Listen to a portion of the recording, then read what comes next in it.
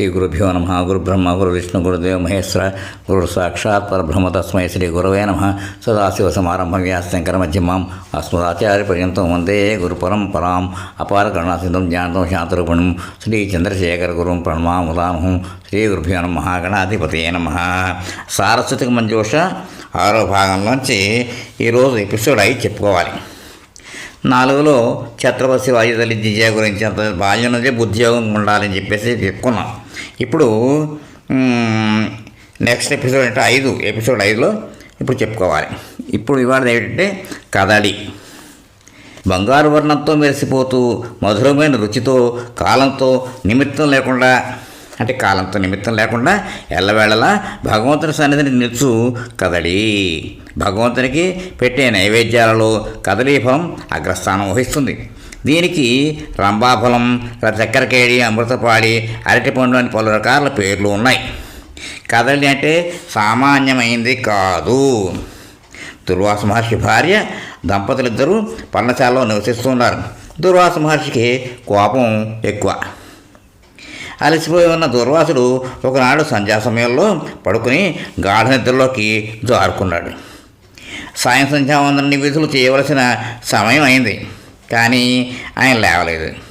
అప్పుడు కదలి ఆయన లేపడం భారీగా తన కర్తవ్యం అని, ఆ తర్వాత ఆయన కోప ఫలితాన్ని అనుభవించవలసిందే అనుకుంటూ నిద్రిస్తున్న దుర్వాసుడిని లేపింది.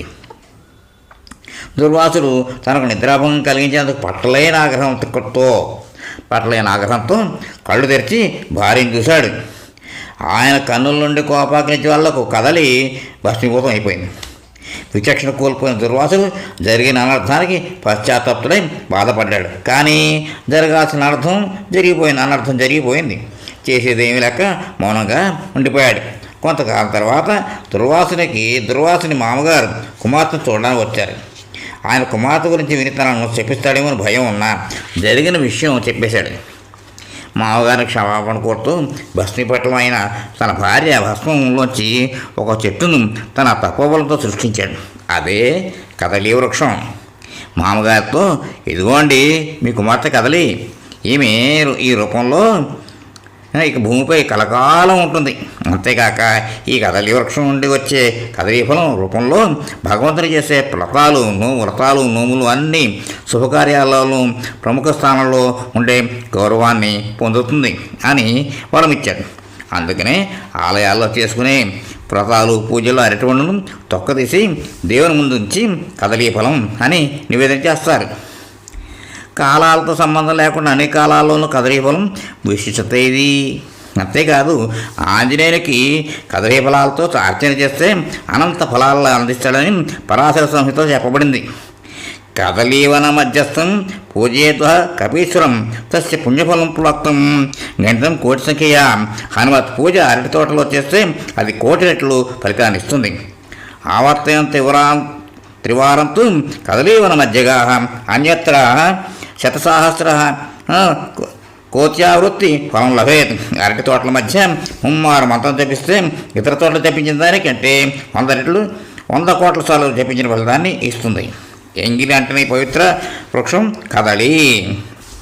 అందుకే భగవత్ సేవలో ప్రథమ స్థానం ఆక్రమించింది. హనుమత్ భక్తులు అరటి తోటను పెంచుకుని మధ్య భాగంలో హనుమంతుడికి పీఠం ఏర్పరిచి కదలి అర్చనలు చేస్తారు. అందువలన వారి కోరికలు శీఘ్రమే సిద్ధిస్తాయని భక్తుల విశ్వాసం. ఆంధ్రప్రదేశ్లోని కృష్ణా జిల్లాలో పెదకల్డేపల్లిని కదలీపురం అని పిలిచేవారు. దుర్గా నాగేశ్వర స్వామి ఇక్కడ కొలువై ఉంటాడు. శాపగ్రస్తులైన 8 మంది సర్పరాజులు శాప విముక్తిని పొందడానికి ఒక వేదికను నిర్మించి దానికి నలువైపులా కదలీ వృక్షాలను ఉంచి నడుమ ఈశ్వరుని ప్రతిష్ఠించి పూజలు చేశారని ప్రతీతి. వారి భక్తికి మెచ్చి ఈశ్వరుడు కదలీ వృక్షాల మధ్యన నన్ను పూజించారు కనుక ఇక్కడ కదలీపురం అనే ఒక పుణ్యక్షేత్రం వెలుస్తుంది అని వరమిచ్చాడు. ఆ కదలీపురమే కాలక్రమాన పెద్దకల్డేపల్లి అని ప్రసిద్ధి పొందింది. ఈశ్వరుని నమసే హనుమంతుడు, అందుకే ఆయన కదలీ వనమన్నా కదలీ ఫలాలన్నా అత్యంత ప్రీతిపాత్రం. అరటిపండు అనేక పోషక విలువలు కలిగిన ఆరోగ్య ప్రదాత. అటువంటి ఫలాన్ని ఆస్వాదించి ఆనందాన్ని పొందుతాం.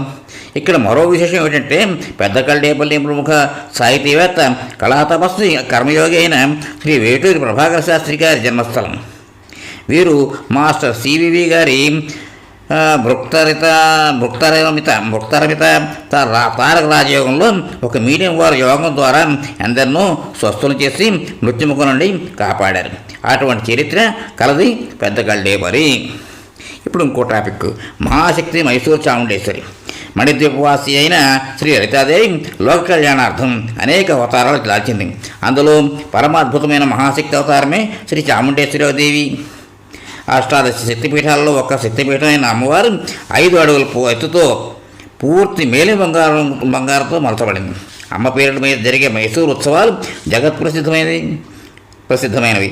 ఆశ్రిత జన కల్పవల్లి అమ్మ చాముండేశ్వరి దేవి కర్ణాటక రాష్ట్రంలో మైసూరు మహాపట్టణంలో చాముండి అనే కొండపై అమ్మవారు కొలువు తీరినందువల్ల అమ్మ పేరు చాముండేశ్వరిగా స్థిరపడింది. శక్తిపీఠం దర్శనాలకు గాను అమ్మ సన్నిధి నిత్యం భక్తులతో కళకళలాడుతూ ఉంటుంది. మహాకాంతి మండలారాశిగా ప్రకాశిస్తున్న శ్రీ చాముండేశ్వరి గర్భాలయంతో పాటు ఉపాలయం చూపు మరల్చుకోలేని అపూర్వ శిల్ప సంపదను శిల్పులు చాలా అద్భుతంగా మలిచారు. అతి పురాతనమైన మైసూరు చాముండేశ్వరి ఆలయాన్ని 12వ శతాబ్దంలో హోయసాల పాలకులు నిర్మించారని కథనం. 17వ శతాబ్దంలో అమ్మకు పరమభక్తులైన విజయనగర పాలకులు ఈ ఆలయాన్ని పునరుద్ధరించారు. తర్వాత 18వ శతాబ్దంలో మైసూరు పాలించిన మహారాజులు ఈ ఆలయాన్ని మరింత విస్తరింపజేశారు. శ్రీ చాముండేశ్వరి ఆలయ నిర్మాణం అంటే ప్రధాన గర్భాలయం పిరమిడ్ ఆకారంలో చొచ్చుకుపోయినట్లు కనిపిస్తుంది. ఆలయ ప్రాంగణం అతి విశాలంగా ఉండి ఒక్కసారి వేలాది భక్తులు వచ్చిన అమ్మ దర్శనం సునాయాసంగా లభిస్తుంది.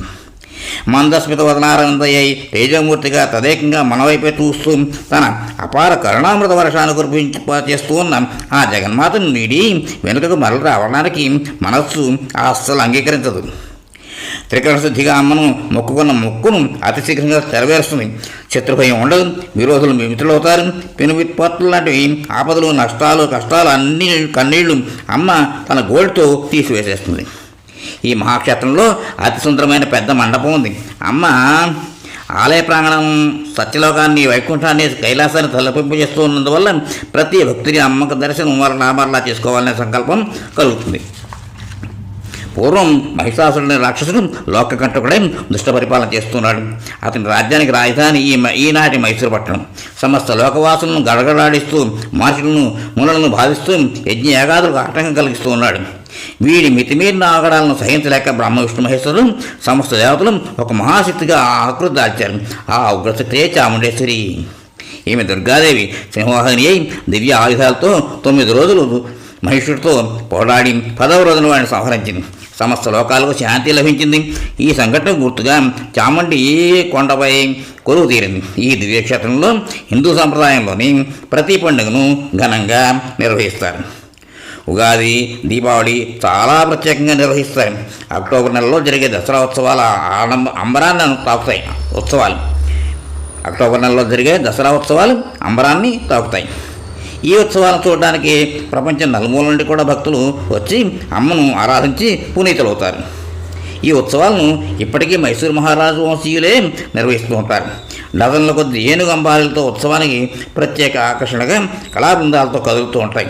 వేలాది మంది కళాకారుల విన్యాసాలు, వందలాది మంది వేద పండితుల మంత్రోచ్చారణతో ప్రత్యేకంగా అలంకరించిన ఏనుగు అంబారీపై దివ్య తేజస్తో వెలిగిపోతూ శ్రీ చాముండేశ్వరి దర్శనమిస్తూ ముందుకు సాగుతూ ఉంటుంది. బ్రహ్మ, విష్ణు, మహేశ్వరులు, సరస్వతి, లక్ష్మీ పార్వతులతో పాటుగా 3 దేవతల ఏకాకృతి శ్రీ చాముండేశ్వరి దేవి.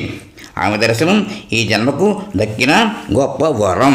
ఇక్కడితోటి ఈ ఎపిసోడ్కి విరామ ఇద్దాం. తర్వాత కంటిన్యూ చేద్దాం. స్వస్తి.